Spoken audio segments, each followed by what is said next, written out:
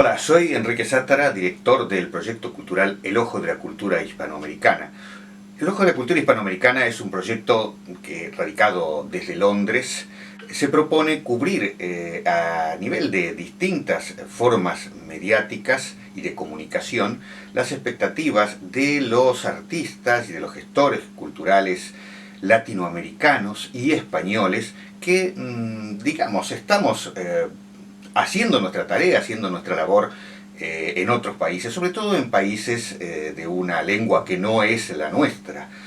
Y por supuesto tenemos una gran cantidad de actividades, gestionamos actividades culturales de todo tipo, recitales poéticos, conferencias, en fin, colaboramos con universidades e institutos como el caso del Instituto Cervantes, en donde hoy vamos a presentar este libro.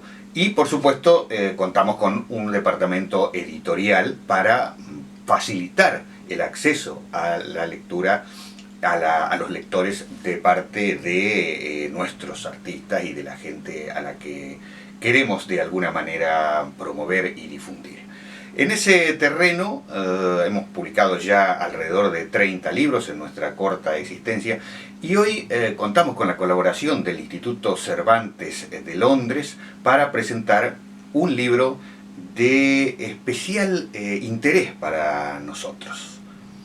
Debo decir que originariamente estaba previsto que este acto se realizara presencialmente y en vivo en las instalaciones del Instituto Cervantes aquí en Londres, pero ya saben ustedes, la situación que estamos atravesando a nivel mundial nos obliga a reciclarnos de alguna manera, a reinventar nuestro lenguaje y tener que hacerlo todo de esta manera virtual.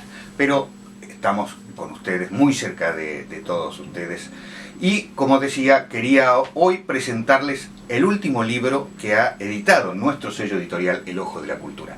Se trata de un libro de una artista española radicada actualmente en Nueva York, Gema Álava.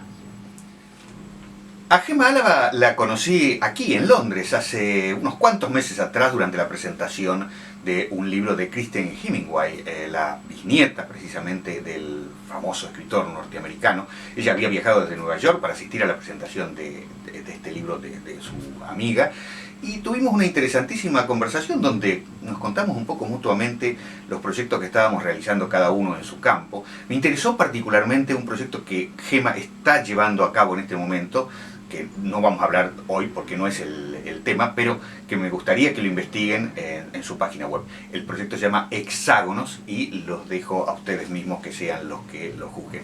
Pero decía que de esa primera, el primer encuentro que tuvimos con Gema, me interesó mucho la mirada que ella ponía sobre su actividad artística. Una actividad artística donde el eje principal en muchos sentidos que ella realiza es el de estar más atenta a lo que la mirada del espectador pone sobre el artista, interpreta, mueve en sí mismo, que quizá la obra de arte en sí mismo. Me había interesado ese aspecto y luego me comentó ella que había hecho un poco, durante los 10 últimos años, había estado publicando en una conocida revista española, Frontera D, había estado publicando un poco el resumen de sus inquietudes y sobre todo de sus 3 proyectos realizados entre el año 2008 y 2010, que fueron motivadores de alguna manera de toda esta serie de notas publicadas luego durante 10 años en Frontera D,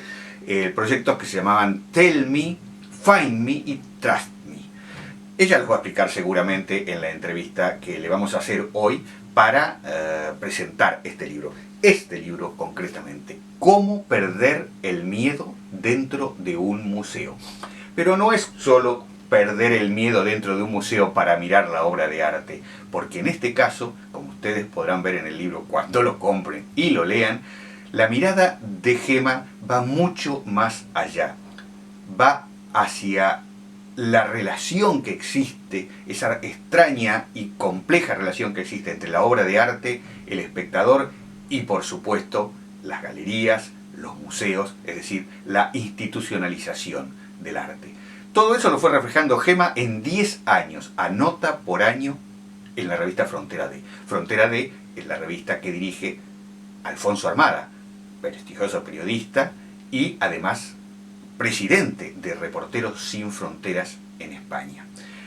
¿Y quién mejor que Alfonso Armada para entrevistar a Gema, para preguntarle en qué consiste ese libro que vamos a presentar hoy? Así que, sin más preámbulo, yo los dejo con Alfonso Armada y los dejo con Gema Álava para presentar Cómo perder el miedo dentro de un museo. Hola, buenas tardes. Desde Nueva York, soy Gema Álava y tenemos también a Alfonso Armada. ¿Desde dónde, Alfonso? Desde mi casa en Madrid. Estamos conectando Madrid y Nueva York. Le damos las gracias al Instituto Cervantes de Londres, donde yo tendría que estar ahora mismo. Me tendría que haber montado en un avión, pero por las circunstancias del coronavirus, pues aquí estamos en formato digital. Así que hemos hablado un poquito, Alfonso y yo. Vamos a empezar una conversación sobre el libro que acabo de publicar, mi primer libro, y lo tenemos. Y Alfonso y yo hemos pensado que hay una frase que nos conecta, que la hemos repetido bastantes veces en circunstancias diferentes, ya que en el libro narro para su revista 10 crónicas, y es la frase de que no podemos permitirnos el lujo de venirnos abajo, sea la circunstancia que tengamos delante o la que tengamos que enfrentarnos. Así que con esta pequeña introducción, Alfonso, te doy paso. Hola, un placer estar aquí conversando, salvando el Atlántico a través de esta máquina maravillosa, que bueno, que es un prodigio y por otra parte es una fatiga, porque creo que nada sustituye al contacto personal. Esto quizás tenga algo de fetichista, pero yo pienso que lo que se respira en una sala, en un teatro, en una conferencia, en una conversación cara a cara, no tiene nada que ver con lo que las pantallas nos cuentan. Dicho esto, pues vale, salvemos las condiciones impuestas por este estado de sitio que el dictador coronavirus ha implantado urbi et orbi y aprovechemos para hablar. Y precisamente, bueno, me parece una buena manera de empezar, negándonos precisamente a dejarnos abatir por las circunstancias. En mi caso, me imagino que el haber vivido algunas historias especialmente duras en Sarajevo durante el cerco o en África, en lugares como Ruanda, Burundi, Chad, Sudán o Somalia, hace que cuando llegan baldadas no les dé tanta importancia. A mí me sigue maravillando no solo esta tecnología que permite hablar a tanta distancia y vernos simultáneamente, sino la maravilla de abrir un grifo y que salga agua, o la maravilla de encender, de darle un interruptor y que salga la luz, que se haga la luz, ¿no? A mí esto me sigue maravillando y bueno, es algo que intento no perder de vista nunca, ¿no? Que quizás tenga que ver también con la maravilla de no dejarse nunca apaciguar en la curiosidad. Creo que si seguimos siendo niños curiosos, preguntones, inquietos, será una manera de dar gracias a la vida por estar aquí, con todos sus embates, con sus momentos duros. Pero bueno, siempre hay alguien que está peor que tú. Quizás sea un consuelo un poco cristiano, pero bueno, venimos de esa tradición, creamos o no, pero forma parte de nuestra formación espiritual, mental, moral, y siempre está ahí. Entonces, bueno, supongo que también tiene que ver con mi madre.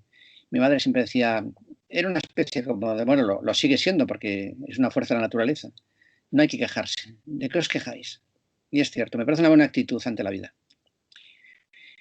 Bueno, y aprovecho ya para lanzarte, como hemos establecido unas reglas de juego que verán ustedes en qué consisten, lanzo mi primera pregunta, porque a fin de cuentas estamos aquí para hablar de un libro, este libro que se titula Cómo perder el miedo en un museo.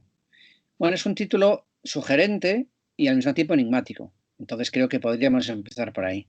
¿Qué es este libro, Gema?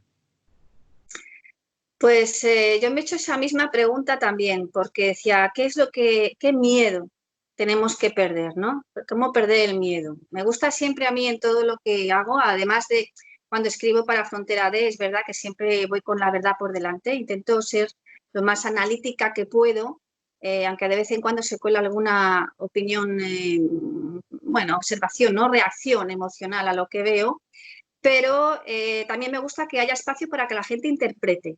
Contar para que cada uno saque sus propias conclusiones con la verdad que se cuenta. Entonces, ¿cómo perder el miedo? Yo decía, ¿qué miedo? ¿Qué es lo que verá la gente en el miedo? Y he llegado casi a la conclusión que es cómo perder el miedo a ser nosotros mismos. Yo creo que eso es cuando hablo en primera persona, es difícil, a veces lo más difícil es aceptar quién es uno y marcar un territorio o marcar un espacio para que la gente nos respete siendo como somos. Desde luego, siempre siendo, como dice mi padre, siempre puedes decir todo lo que quieras con respeto. Dentro del respeto, creo que es importante comunicar todo, lo que se ve, lo que uno piensa, lo que uno quiere hacer. Y la idea del libro es, siendo artista, como soy yo, y también me encanta escribir, pues en mis trabajos que tuve en varios museos, yo prestaba mucha atención a las verdades que contaba la gente cuando veía las preguntas. Y me daba cuenta de que muchas personas perdían el miedo a ser ellos mismos cuando se enfrentaban a una pintura. De hecho, que me pareció más interesante no contar la historia como educadora de museo que yo era, contando la verdad que contaba el museo, sino me interesaba contar la verdad del que interpretaba la pintura. Al jugar con esos diálogos, empecé a descubrir quién era yo, cómo hacía yo mis interpretaciones y cómo yo podía perder el miedo dentro de esa estructura. Y siguiendo todas las reglas del juego de un museo, pues empecé a crear diálogos y a aprender a ser quién era yo con la ayuda de conversaciones con otros compañeros o con otros artistas. Entonces, ¿cómo perdemos el miedo a ser nosotros mismos? En este caso, dentro de un museo. Pero como se dice museo, puede ser dentro de una conversación por Skype o dentro de una conversación en un café o dentro de un sobre cuando escribimos una carta. ¿Somos realmente quienes somos o pretendemos ser o gustar al contertulio, a la persona que tenemos delante? Y con esta mentalidad fue como salieron las 10 crónicas, una por año, en tu magnífica revista, que también me daba miedo escribir para vosotros porque tenéis un nivel muy, muy alto, Alfonso. Bueno, se hace lo que se puede. Hemos cumplido, como decías, 10 años y de alguna manera esto es una de las conmemoraciones de esta primera década de frontera en el mundo virtual, en el mundo digital también, ¿no? Y yo celebro especialmente que estas 10 crónicas tuyas, estas 10 miradas desde Nueva York, pues hayan coincidido con esta primera década en la realidad. Y me gustaría, bueno, has dicho algo que me parece muy importante, que es perder el miedo a ser uno mismo, porque creo que es una de las cosas más difíciles que hay, que entronca además con la cultura grecolatina. A fin de cuentas, ¿cuál es la pregunta fundamental, no? ¿Quiénes somos? ¿Qué estamos haciendo aquí? Pero la pregunta, bueno, conócete a ti mismo, que ya planteó Sócrates, sigue siendo la pregunta más radical y más difícil de responder. Y bueno, creo que este libro intenta responder esas preguntas, pero en un contexto específico muy concreto, que es el Nueva York de estos últimos 10 años que han sido tan convulsos, no solo para la ciudad, sino para todo el mundo. Bueno, convulsos porque también es el tiempo en que vivimos y tenemos también esa tendencia narcisista a pensar que el tiempo que vivimos es el tiempo más importante porque es nuestro propio tiempo, ¿no? Aquí es interesante también introducir una perspectiva histórica, ¿no? Para poder comparar. Y me gustaría ahondar precisamente en eso, ¿no? En lo difícil que es ser uno mismo y cómo lo intentaste. Y algo que tiene mucho que ver con el libro, aquí estamos para hablar del libro para que la gente lo lea, lo compre y lo lea. Entonces creo que hay una especie de clave que puede despertar la curiosidad de leer este libro. Tú has trabajado en algunos de los museos más celebrados, más famosos de Nueva York. Nueva York sigue siendo, de alguna manera, un epítome, bueno, la capital del mundo, aunque hay serios candidatos a disputarle este cetro. Pero ahí están los museos donde se atesora buena parte de los mayores logros artísticos de la humanidad. Y es curioso porque estos depósitos de ideas, depósitos de obras de arte, plantean una mirada crítica, una mirada enriquecedora que nos humaniza, que nos hace más humanos, ¿no?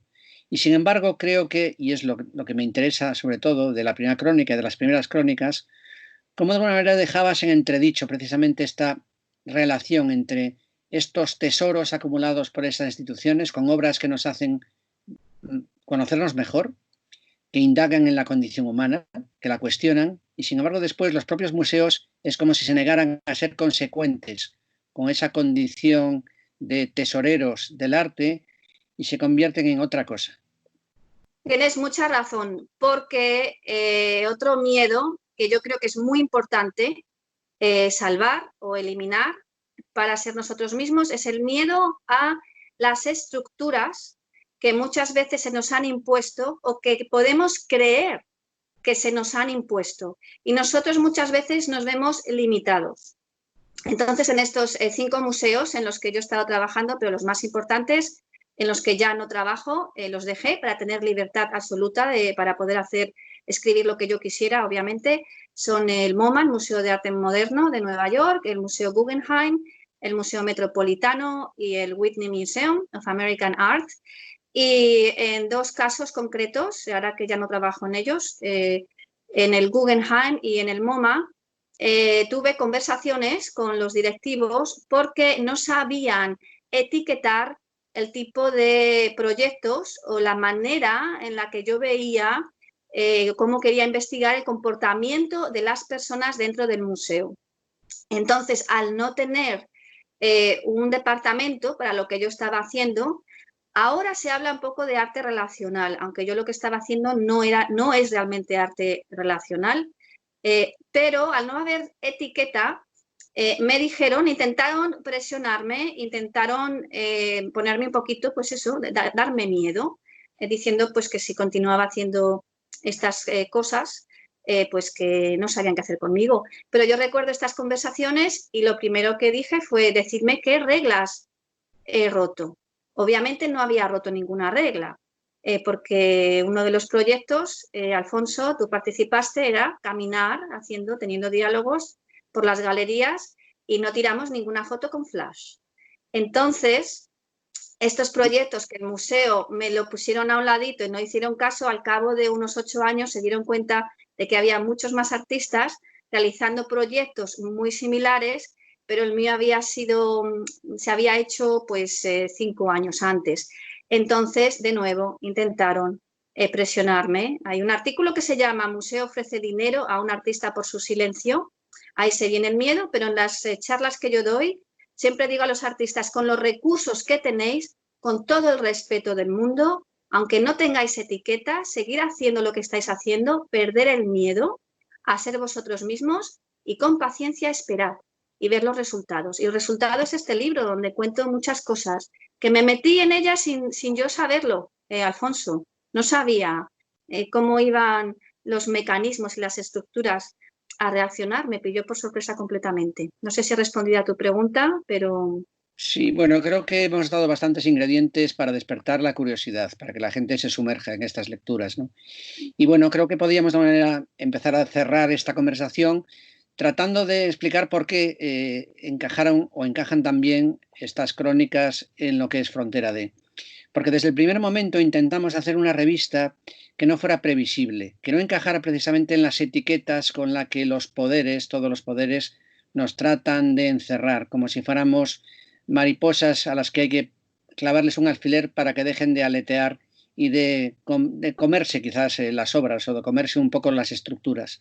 Siendo humildes y al mismo tiempo ambiciosos, en Frontera intentamos contar el mundo de otra manera, huir de los estereotipos, huir de las posiciones políticas, de los prejuicios y tratar de ayudar a pensar por uno mismo, tratar de explorar precisamente este mundo desconocido que está ahí, huyendo de las agendas también, que al final convierten a los medios en algo tan previsible, tan aburrido.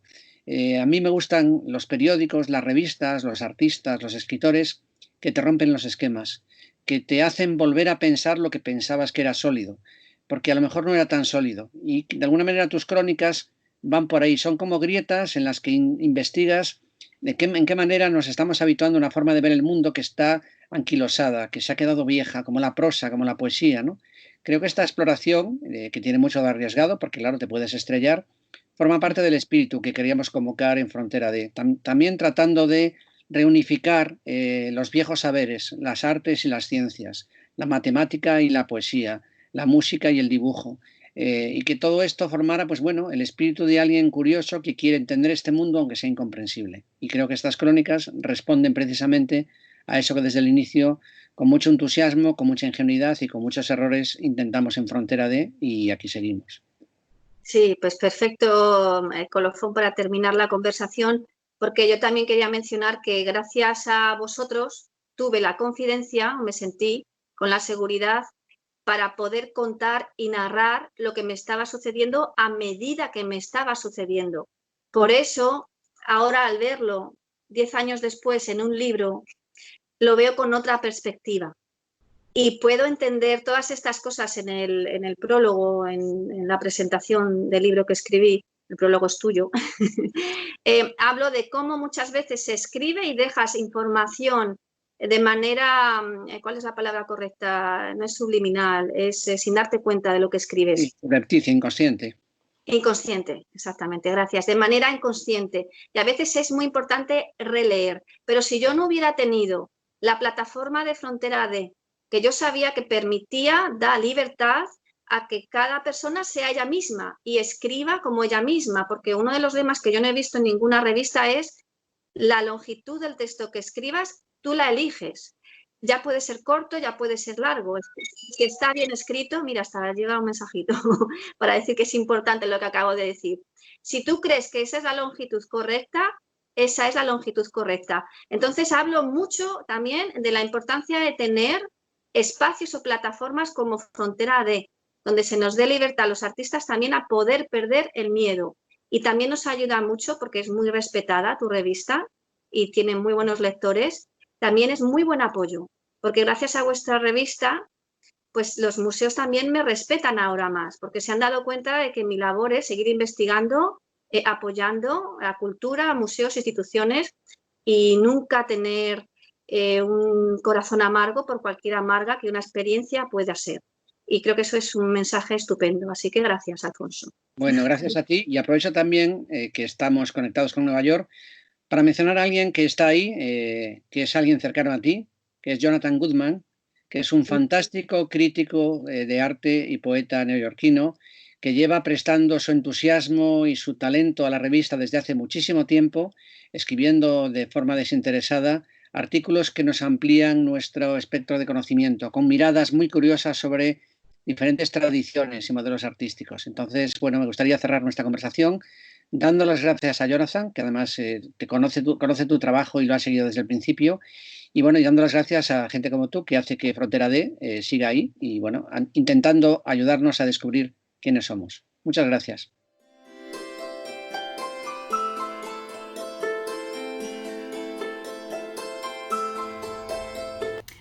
Es realmente una alegría inmensa y un honor poder hacer la primera lectura de mi libro dentro del contexto virtual del Instituto Cervantes de Londres. He seleccionado un fragmento de la primera crónica del 2011 que da título al libro y es Tell Me o Cómo perder el miedo dentro de un museo. No es el principio de la crónica, es un fragmento y empieza así. Los educadores de museo, algunos, hemos sido entrenados para conversar con los fantasmas que surgen de las pinturas, como espíritus aventureros, para describirnos el sabor de aquel beso que nunca dimos. ¿Qué os llama la atención de esta pintura? Recordad que no hay respuesta correcta.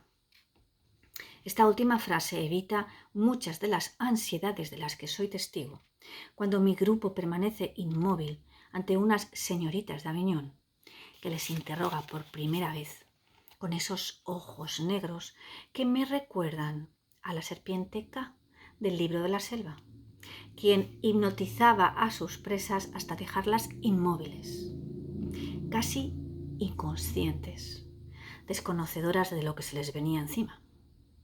Puede que veáis cosas diferentes, incluso contradictorias. Y está bien, porque es en la contradicción donde empieza la buena conversación. Y entonces me cuentan lo que ven y lo que no ven.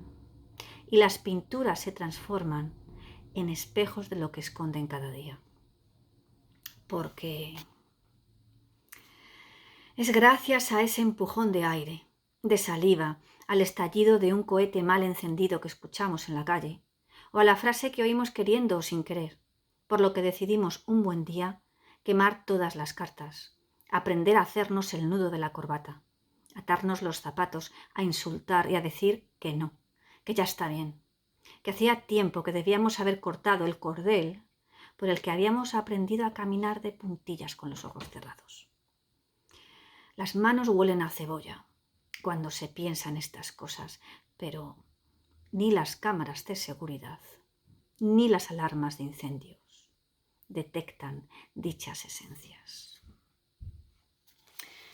Inevitablemente, aunque en raras ocasiones, alguien se deja llevar por el empujón que da la novena carambola y descubre entonces que esa fuerza puede más que todos los Padre Nuestros de este mundo. Y se rinde. Y queda al fin convencido de que las cosas ocurren por un motivo o por varios. Y si no tenemos los ojos bien abiertos, se nos escurren de entre las manos las casualidades que nos va otorgando la vida.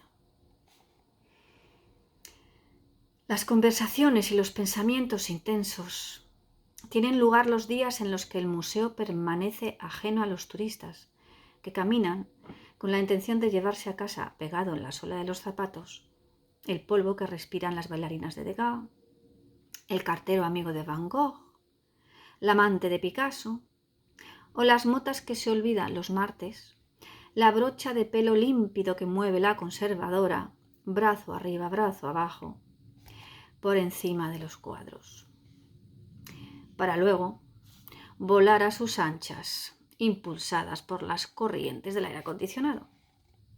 Hace 40 años, cuando las masas no estaban tan interesadas en museos, ni se vendían libritos a ahorro para ver cultura a un precio más rentable, todo aquel que pagaba su entrada podía encontrarse a solas con las obras, escuchar su propio eco entre los óleos o estornudar con su exclusiva mota de polvo. Hoy en día, en mi mundo, la privacidad tiene un precio. El reto no es darse a conocer, sino esconderse. Me preguntan delante de un micrófono que qué es lo que hace un artista contemporánea estos días, por qué existimos. Me cuestiono si se hacen también este tipo de preguntas a políticos, directivos de bancos o museos. ¿Se espera que el entrevistado cuente la verdad ante tales cuestiones?